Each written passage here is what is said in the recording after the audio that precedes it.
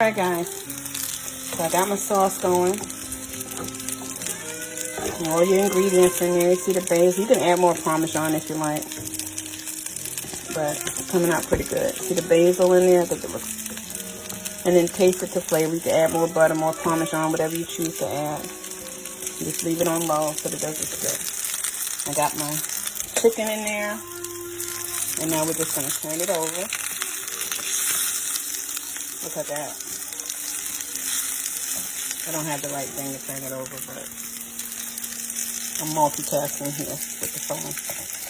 So, bear with me. I hope y'all having a blessed day. Giving God all the praise for waking us up to see another day. Just feeling blessed that He's allowed me to do what I love to do. It's my passion. I love it.